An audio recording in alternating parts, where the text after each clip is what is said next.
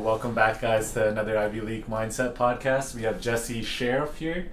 So he co-owns West London Crossfit podcast, also a co-host for a podcast, and local beast.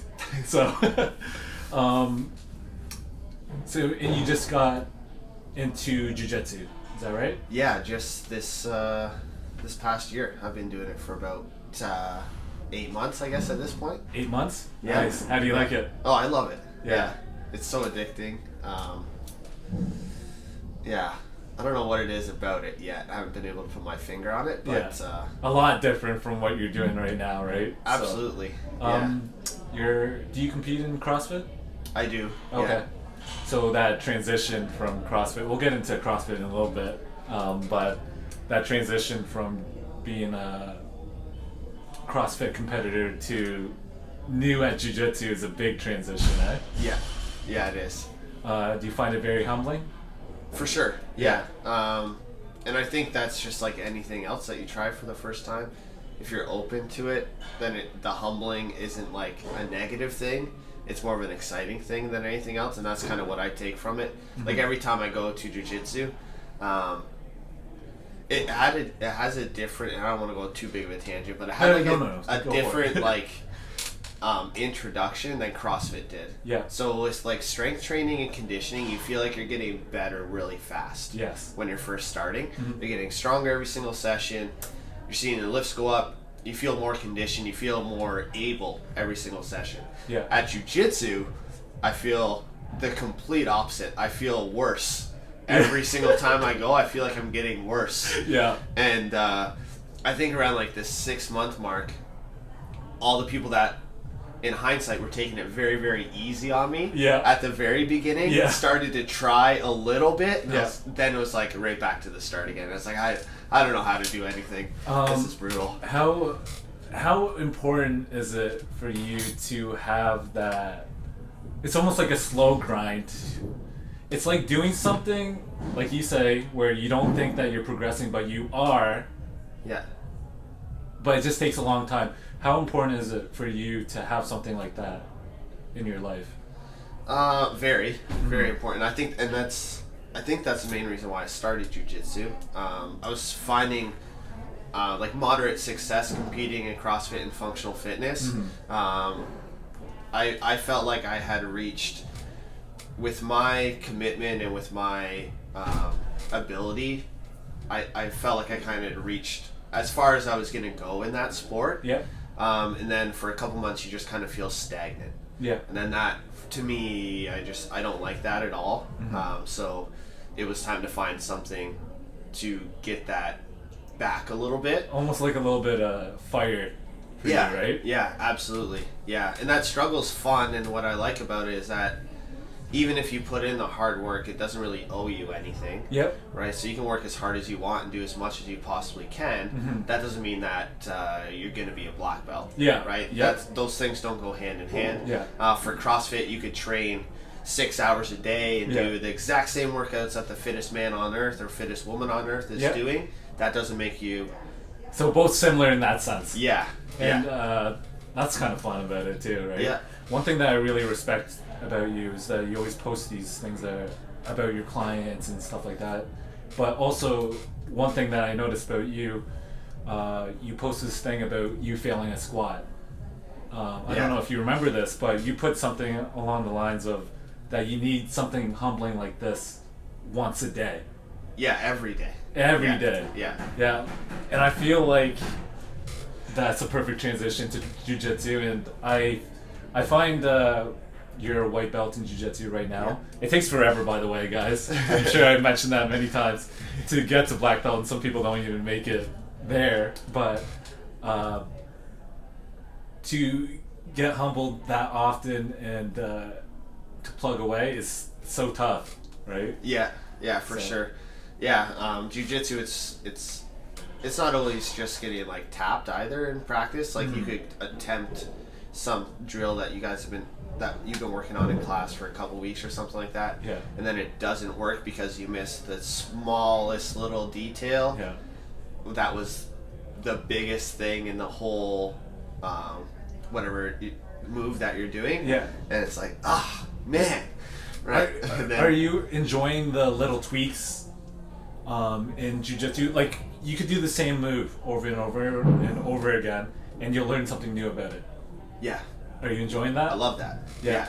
And like moving your hand or your foot or your anything, just maybe this much, and it makes a huge difference, eh? Absolutely. It's crazy. And the timing, and then rolling with different people with their size and speed. If you do one thing with somebody who's bigger than you, it won't necessarily work with somebody who's smaller, vice versa. And then a speed and experience. It's just, there's so many different factors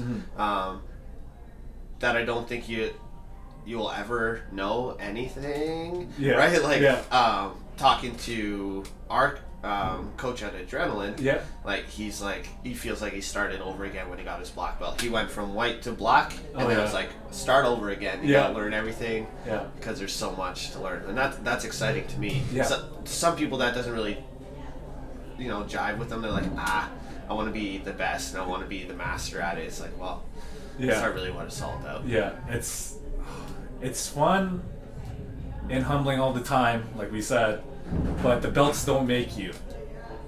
You know what I mean? Like, even if, say that there's a lot of people that just got their new belts, which is amazing.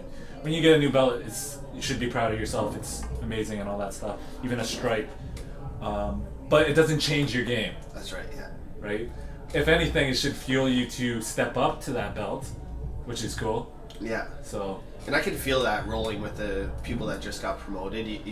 There's a little bit of a swagger to them right now, which is, it's cool. Yeah, because they're excited, they're confident, they feel like they've accomplished something. Because, I mean, I'm sure for most of them, they've been at it for a couple of years. Yeah. Year and a half, 2 years. Yeah. They got their promotion. They're like, oh man, I'm in this now, and then they get a little bit of a fire. Yeah. Hopefully, some blue belts don't disappear, right? Yeah, for sure. What do you call it? So there's a couple things with blue belt. As soon as they get their belt, I don't know what it is, but they just disappear. It's like they've done, because it takes forever. It took me about 10 years to get to my brown belt. So there's white, blue, purple, brown. So that's the fourth belt. Yeah. Right? So blue, they could be a blue belt for, say, 1, 2, 3 years as a white belt, and then get their blue belt. Yeah. It's almost as if people think that they put in enough work, but they can't see beyond. Yeah. In that transition from blue to purple is very hard. I feel like I call it the blue belt blues. Which a lot of people, what it was. Yeah, a lot of people call it that, where they're at the tail end of their blue belt, and they roll with the purple belt, and they don't understand sometimes, how much of a difference it is. Yeah. It's a big difference. And so they get down on themselves. They're like, oh, I'm not ready for purple, so what do I do here, right? Yeah. But it's a slow growth game. Yeah. And that's exciting. Yeah. That's a good thing. So we're filming this and recording this at your gym, West London CrossFit. And I noticed that it's a very cool community, for one thing, just like the jiu-jitsu community. Yeah. How important is it to be part of the community? In CrossFit? Yeah. That's the main thing for CrossFit, for sure. Yeah. Everything's community driven. Yeah. And there's multiple different ways that you can be a part of that community. Mm-hmm. I think the biggest part that the CrossFit community would offer as like a comparison to going to the gym by yourself is that you have training partners every single day. Yep. So every single time you come into the gym, you're going to see familiar faces. Yeah. You're going to see probably the same coach, because we try to keep our coaches coaching the same time of day. Yeah. So that the coaches and the athletes in that class develop a relationship. Consistency. Right. Yeah. Just like your growth in fitness. Right. Yeah. And that consistency, for us, it's important that comes from both sides. It's not just the athletes, it has to come from the coach too. Like, the coach always has to be on and ready and willing to step in and make corrections when needed, just have a conversation, hang out with the athletes and things like that. The community part is really just CrossFit. That's what it is. Yeah. That being said, about your coaches, how important is it for when you're choosing a coach for them to love what they're doing? How important is that? Like, especially if you're doing it too, but Yeah. as a coach, because I love being a trainer, I love it, like I have a full-time job, I'm in school, 2 kids and all that stuff. I have to love being a trainer if I'm still doing it, right? Right, yeah. So how important is it for you to choose the correct coaches that love what they're doing?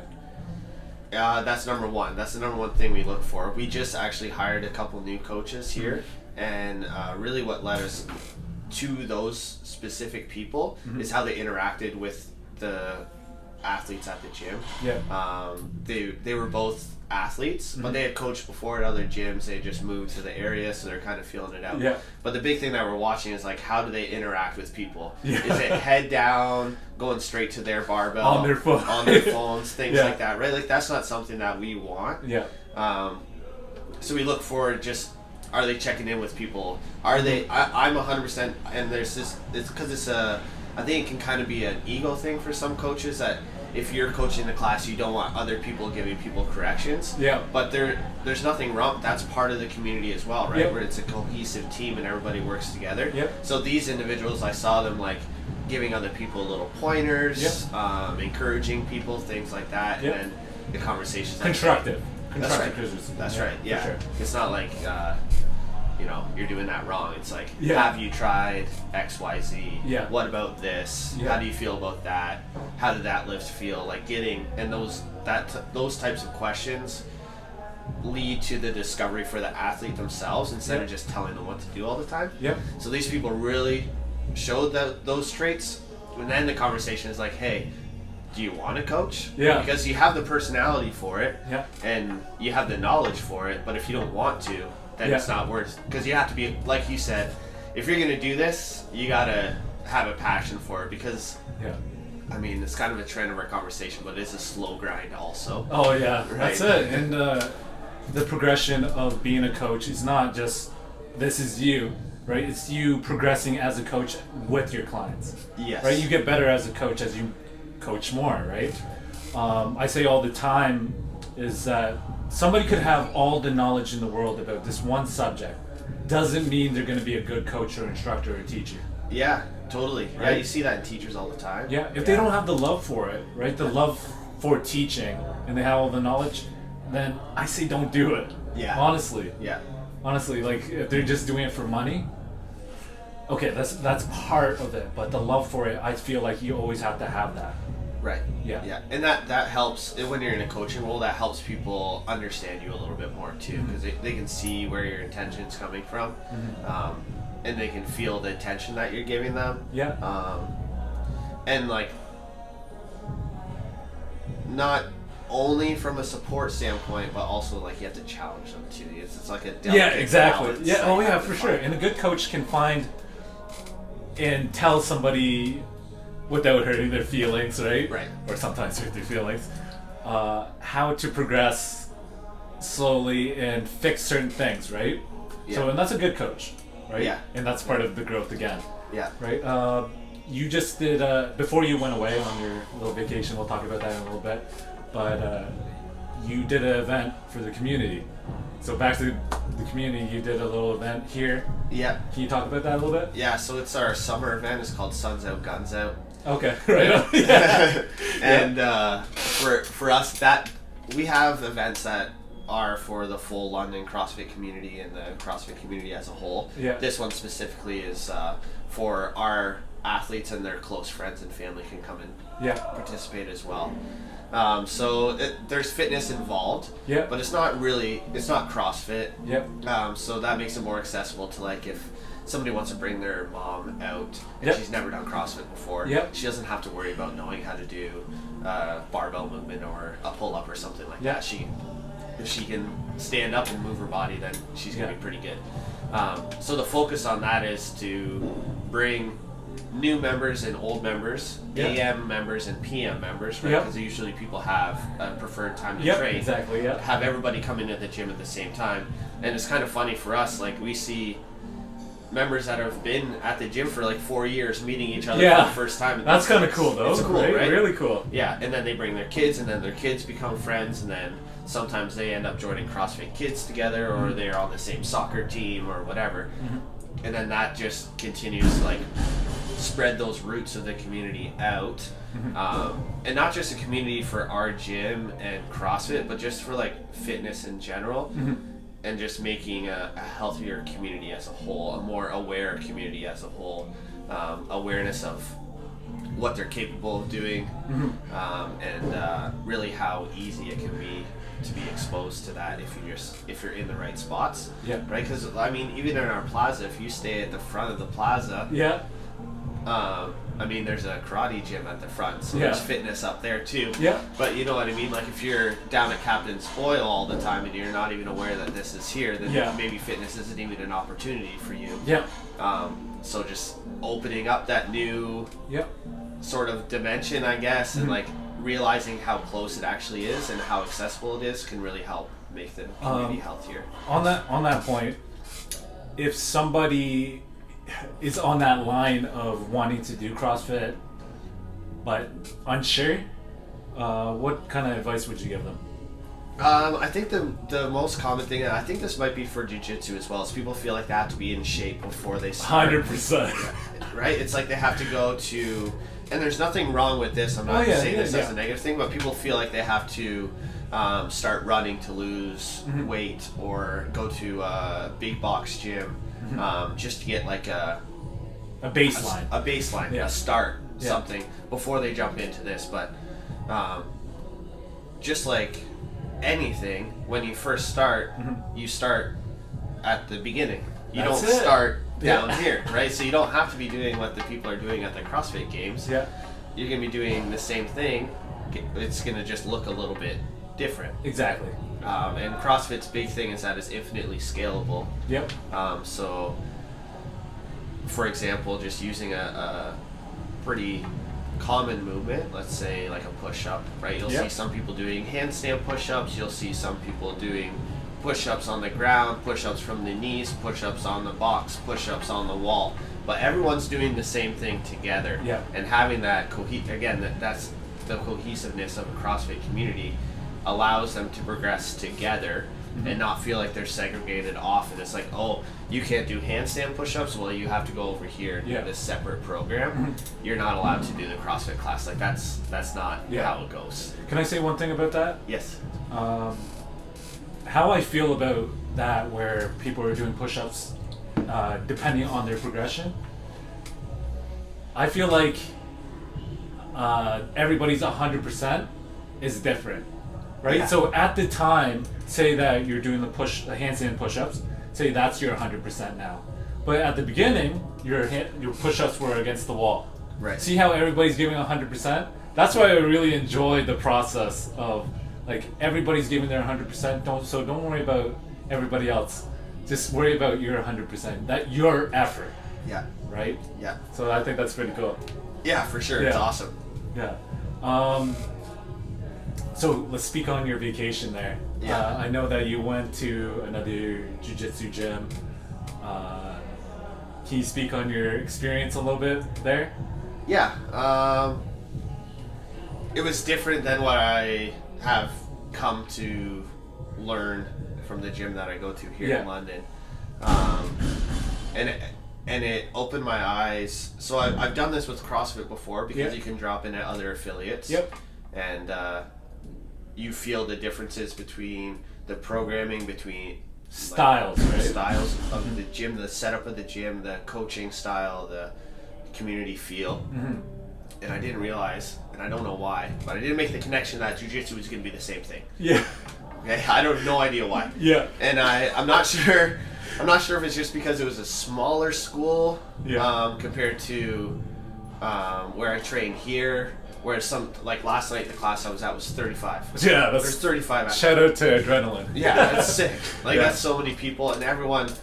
It's 35 people together. It's not like the blue belts are over here and the white belts are over here. So, you know what I mean? Like everyone's chilling before the class starts. Yeah. Everyone's stretching after class, talking about stuff, and like hey, can we go back to this position? Like, you did this. What can I do to stop that? You know, like everyone's helping each other. Yeah. I didn't feel that at this other gym. It was a little bit different. It was, and the crazy thing for me is that, like, those people that are training there wouldn't know any different, I don't think. Yeah. So they think that they're getting the best experience. Yeah. To me, I guess I'm fortunate enough to have a better experience. Yeah. And I don't think that what this gym was doing was bad. I just don't think it was as great as it could be. Yep. And for me being a coach too, like I pay more attention to these things Yeah. probably than the average person. Yeah. But if we're drilling, I want the coach to be on the mat still. Oh, I don't 100%. right? I don't want the coach to be over. We just talking. talked about 100%. You know what I mean? So like I'm drilling and I'm in a place that like I don't know the people, and then also we're learning like adrenaline is more like the drills that we work on and the moves that we work on are applicable immediately in the rolling that we do at the end. Yep. These ones are a little bit more flashy jiu-jitsu things, or a little bit of flying techniques and things. Oh, like that, jeez, yeah. You know? So I'm like, I'm a white belt. I don't need to be learning a flying arm right now, right? Like I need to work on like my guard retention, you know, like learning the different positions still. But anyway, so it's just a little bit different, and it opened my eyes to this is in everything, right? So if you're somebody who's looking to get into CrossFit and looking to get into jiu-jitsu, this is kind of my takeaway, is you should try a bunch of different places. Yep. Don't just go to one and make a decision based on it's close to your house, or it's the cheapest, or it has like the coolest logo, or whatever you're basing your decision off of. Like try them all out and join the one that you resonate with the most, the one that you feel comfortable in right away, where you're getting what you want out of your experience, whatever that is, and don't just jump into it. Because I'm sure if I had gone to another one while I was there, I might have had a better experience at that It's one. learning from each school too, right? Going to a new place, you can't go ham. Word of advice, people. Yeah. Right? So don't go ham at a new place. Just, gauge depending on how they go, right? Go with the flow type thing. Yeah. Right? And see what school's for you. Like my coach, I love my coach. Shout out to Alliance Jiu-Jitsu. They take care of me. Tyler Crawford, he's always making sure that I'm doing it correct. So I appreciate that kind of stuff. One thing I noticed about white belts nowadays compared to when I started, especially you, is that it's like you're learning, you're adapting, because you're already a strong guy. You're learning to learn technique or learning these skills that help you move forward quicker. So that being said, I want to know what you know from CrossFit with the transition of skills to Jiu-Jitsu. How important is that? Like okay, I'm not going to be the best at this new move that you're doing in the gym. Right. So when you go into Jiu-Jitsu, you already know, okay, I'm not going to be the best armbar immediately. Right. You're going to learn each step. How important is that transition from skill to skill? That slow grind here, the slow grind there. How important is that for you? And like, where did you kind of learn that? To transition your skills from one thing that you're good at to another. Sorry guys, I explained that horribly. No, I get what you mean. Yeah. So it's really it's a foundation of movement that you have to learn first, right? 100%, So the things like for CrossFit, like your basic squat, lunge, push, pull, jump, right? Like all the basic hinging movements. Those are the fundamentals, and then there's a lot of intricate pieces to those fundamentals. It's not just that simple. It's not just like, oh, you can squat. It's like all the separate pieces to a squat and then different styles of squats. So if we were to relate that to an arm bar, there's so many different variations of an arm bar. It's just that's the name of one move, though. Yeah. Just like a squat would be. Yeah. Right. So understanding that there's a fundamental and kind of working backwards, like where's the finish position for this arm bar? Yep. This is where we need to get to, and then there's all of these different paths that you can take in order to get there, and different setups, and from different positions, bottom, top, side. Like there's so many different intricate pieces that have to come into play in order for it to work. And if you miss one, it doesn't happen. Yeah. Right? And that's pretty cool. Yeah, and that's just with the physical movements. Right. Right? Then say you're consistent here, you have to understand you have to be consistent there to get better. Yeah. Right? And that goes with life in general, right? All these transfer of skills go with life, right? If you want to be good at anything, you got to be consistent. You got to work hard. You got to understand what you're doing, right? Or try to understand. Yeah. We call that just the art of showing up. Is like the Yes. thing that we preach to the. So our beginners program is called On Ramp, and that's pretty much the mantra for the 4 weeks. It's like, keep showing up. Okay, you come 3 times a week for 1 week. Okay, you're at 3 times a week for 2 weeks. How do you feel? What's the difference? And we have like an assessment at the beginning and an assessment at the end to track their progress across the 4 weeks. And we always go back to. We don't go to the specific moves that they learned or the movements that they did or the workouts that they did. We always go back to, you got from there to here because you showed up 3 times a week for 4 weeks. Yeah. And you showed yourself that consistency, and then the trickle effect into your daily life that has, right? If you know you have to work out at 7 p.m., you're going to treat the rest of your day a little bit differently. You're going to make sure you're drinking water. You're going to make sure you're eating well. You're going to make sure you're getting some sleep. Make sure you're managing that stress a little bit. And you have something to look forward to also, which can boost your mood and help you feel a little bit more excited about your day. And those are the big takeaways. Yeah. That's cool. By the way, the other co-host who's not here, Dan, he enjoys your program, by the way. Oh, cool. He's on the B-Clutch Play. Yeah. That's he loves awesome. it. Sweet. Yeah. Cool. Can you... I did a little bit of research on you there, so I noticed that you have a big transformation yourself. Yeah. Can you talk about that? Like, was it like from nothing to CrossFit, or can you talk about how you got into fitness? Yeah, for sure. So growing up, my dad owned a Kempo karate school. Yes. So that's what I did from the time I was 4 until I think I stopped right before I went to college. So it was like, 17, I guess, when you go to college. So I did that for like the big part of my life.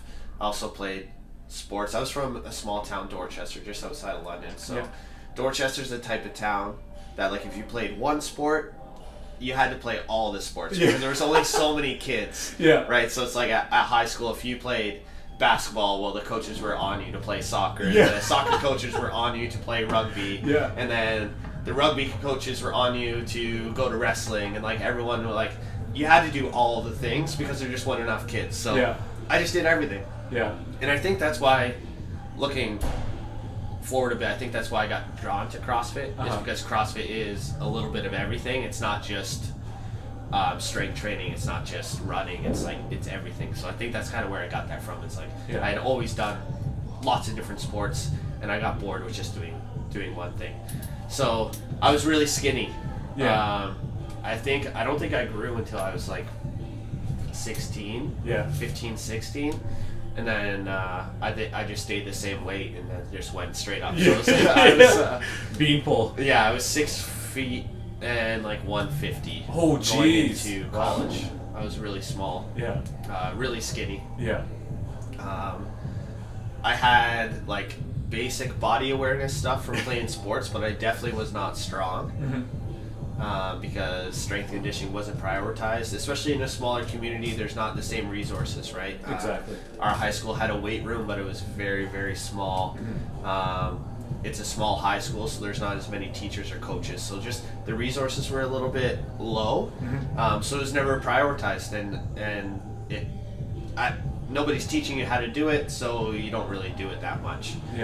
So I went to Fanshawe for fitness and health promotion, and then the guys that I hung out with in my class, one guy was a bodybuilder, and the other guy was a national level cyclist. Okay. So they're kind of like two different ends of the spectrum, but both like really into fitness and that mindset, right? They're crazy. Like we go over to their place. This is a student house, remember? And we got one guy cooking an absurd amount of chicken breasts. And they got the other guy just sitting on his bike, going ham, just going crazy in the living room, just training nonstop. So I had never really experienced an athlete that was focused on one sport and focused on being really great at it until that point, I don't think. Yeah. So that was a turning point for me, and they really gave me a lot of advice along with what you learn in school. But I think a lot of it comes from just like practical knowledge that these guys had. So I started working out a little bit more. Because you had to have something. Yeah. Yeah. And when you're a fitness coach, I'm not sure if this is the most popular opinion or not, but you definitely have to be the part, in my opinion. You got to look the part and do I feel like that's things. a huge part. Yeah. Definitely a huge part, yeah. Yeah, that catches, I catch some heat for that sometimes when I talk about it, but I honestly think that's... it's a difference, like, we can talk about it all day, but I feel like it's a practice what you preach type of thing. Yeah. If you don't practice what you preach, it's like somebody teaching ring muscle-ups, right? And they've never done one single one. Right. Do you think they should be teaching it? Yeah, the credibility goes way down. Yeah. Right. Like, what if somebody asks you to show one? And you're like, oh, you know, I actually can't do one. Yeah. So what do you... It's tough. It's very tough. It's tough. Yeah. Yeah. Definitely practice what you preach is a huge thing for sure. Yeah, for sure. So I was focused on that, and then through like making a bunch of nutrition changes and exercising more, I was able to get a little bit bigger. Yeah. So I was about 175 pounds when I There you started go. doing CrossFit. So I was like trending in the right direction. Yeah. One of my close buddies was coaching here actually before I was here. Yeah. He said, and I was working at Good Life at the time, personal training. Yeah. He's like, you got to come and try it. Yeah. He was a regionals level athlete. Yeah. Really good. Got these good people around you, man. I think that's what it comes down to also, right? Like you create, like, it's the relationships that you build with the people that put you in the position to actually make change. Yeah. And he was that catalyst of change for me. Yep. I came here, it blew my mind right Yeah. away. I was Yeah. like, this is sick. Yeah. I'm addicted to this right away. Similar to when I went into Jesus. jiu-jitsu, right? That first day. And you just get beat. Yeah. Right? Like first day CrossFit, I'm like dying. Yeah.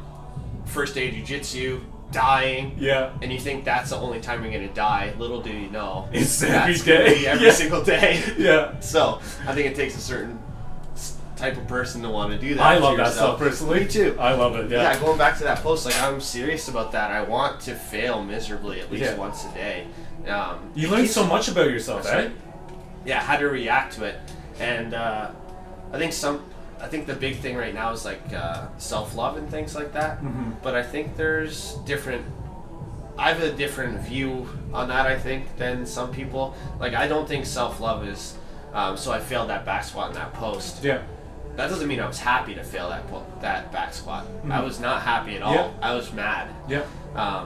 Yeah, I failed, and that's not okay. Yeah. Right? Like that should not be accepted in any world. Yeah. So it's not that I was happy and I forgave myself for missing that lift. Yeah. My form of self-love from that moment was, okay, well, what am I going to do so that doesn't happen again? I like that. Yeah. And that's what I think self-love is. It's like challenging being able to like critically look at yourself and challenge yourself to make sure that you're moving in a direction that is positive for your life and your success, whatever that is for you. It doesn't have to be a water max back squat. Mm-hmm. It could be whatever you want it to be, right? It doesn't have to be a material thing. It doesn't have to be a physical thing. It could be whatever. Yeah. What I get, the vibe that I get from you is that you're constantly looking to add fuel to your fire. Your fire is huge right now, but you're still adding to it. Yeah. I really like that. Yeah, That's really cool. I think you kind of have to. Yeah. So like your style of self-love, or how you're happy or sad about failing or whatever, is your style, right? So I like that. I appreciate that. So before we close this off, can you give a few tips on somebody who wants to try something new? Yeah. What kind of mindset? Like, what should they do? Like, how should they approach it? I like this. This is cool. So I think the first thing is to decide kind of what gets you going, right? Like, what do you really like? What feeling do you get in a day and you're like, I want that one, right? Like, are you an adrenaline junkie? Yeah. Do you like just sweating? Do you like being comfortable? And then finding something that will allow you to feel that. So, like, comfort doesn't have to be a bad thing. It can be a really bad thing. Like, if you're comfortable as chilling on the couch, that's different. We're talking about different things. Yeah. But challenge comfort, right? Yeah, or like a comfortable environment for you. Like, exactly. where can you go and feel good? Like, is it the gym? Is it like, do you enjoy doing some sort of outdoor connection thing, like hiking or outdoor yoga, or just walking in the grass in your bare feet, like being a hippie with all that stuff? Yeah. That's what I mean by comfort. So try to figure out what that is, and it's probably where you spend some time right now. Yep. Explore how you can get that. Yep. And then go and try it, but go and try it in the mindset that you're gonna suck at it for sure, 100%. I like that. And be okay with that. Yeah. You're not. If you're expecting to go and try something new and you're going to be good at it right away, then you're not actually trying something new. Yeah. You're doing something that you knew you're already good at. Yeah. Right? Yeah. Like, that's not the same thing. Yeah. So be okay with sucking at it, and then also be okay with the fact that you might not ever get that good at it. Yeah. And just because you put in the time and you put in the hard work doesn't mean you're going to get the result that you're looking for. Yeah.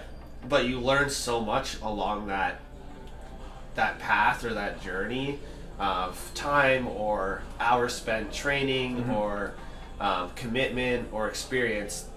That's where all the golden nuggets are hidden in that journey. It's not the destination that you get there. Like, for me, starting jiu-jitsu, I don't care if I ever get my black belt, but I don't see myself ever stopping doing jiu-jitsu at this point. So it's like, the natural progression is, if I get good enough, then I'll earn the black belt. If I don't, then I won't. I'll stay blue or purple, but that doesn't mean I'm going to stop going.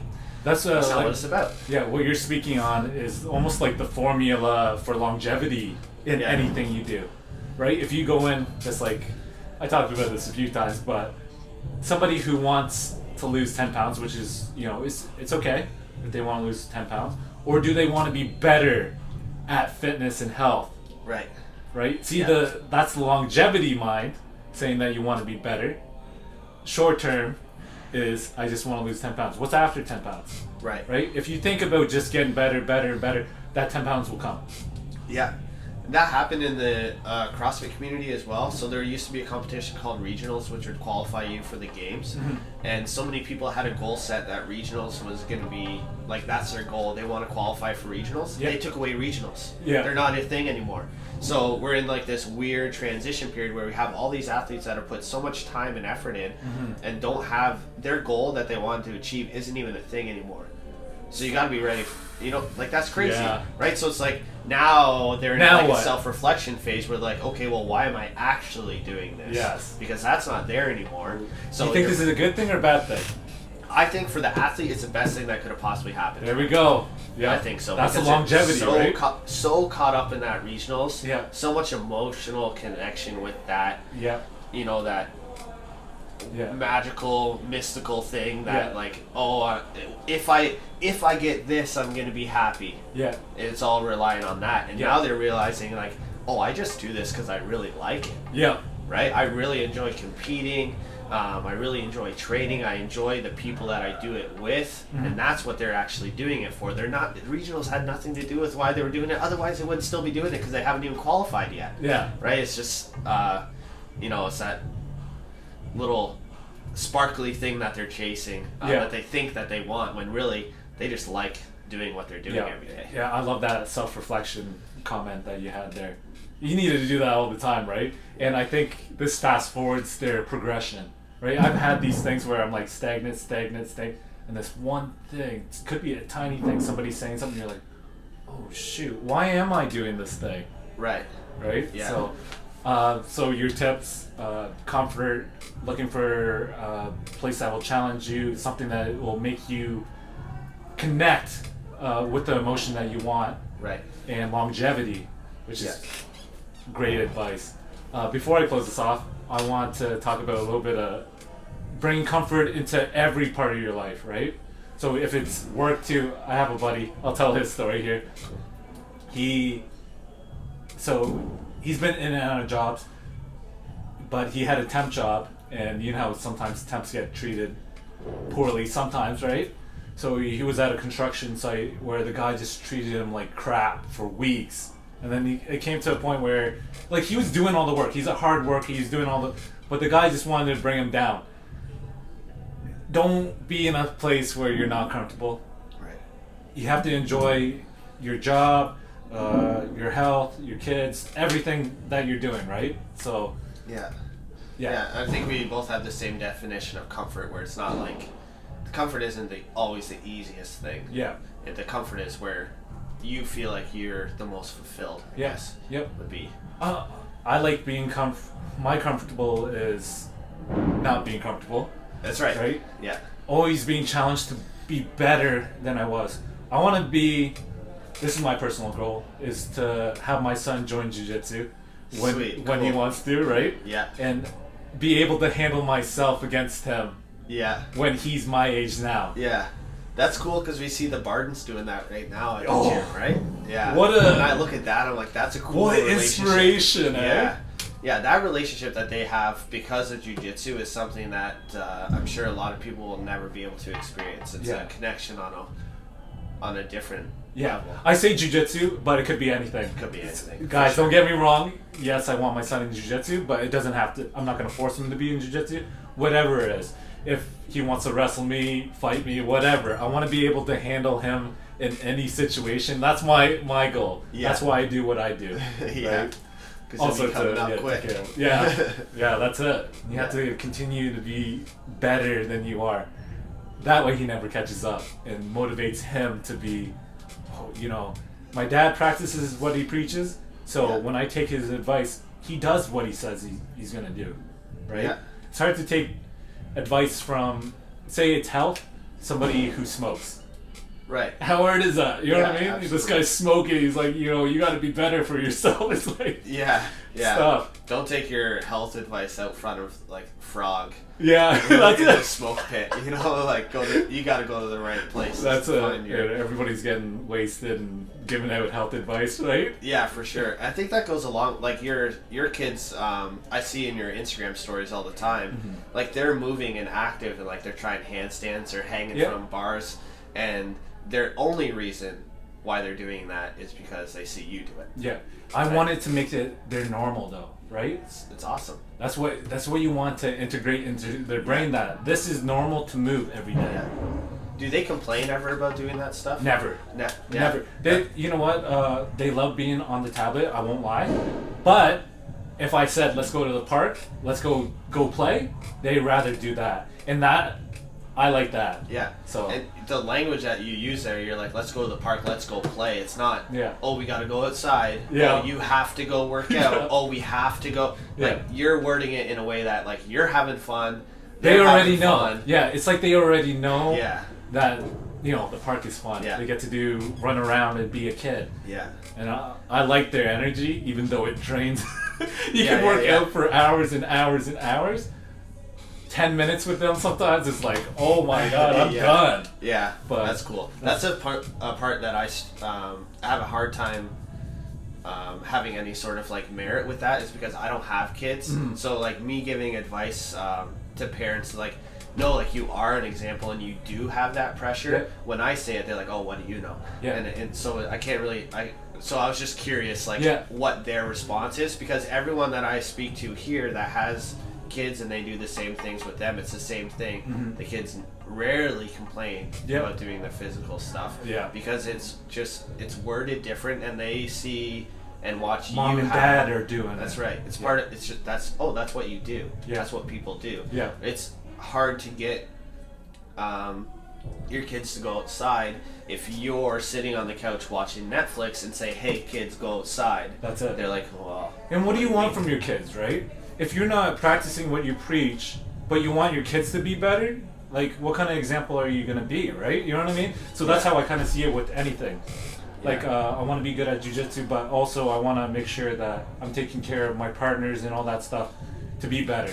So am I going to treat them like crap? No, I'm going to treat them like how I would treat a white belt, blue belt, purple belt, brown belt, black belt.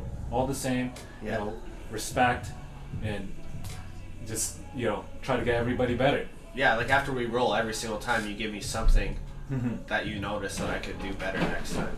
Yeah. And that's what most of the higher belts at Adrenaline too. Yeah. Very rarely do I get somebody who's just trying to rip my Yeah, off. yeah.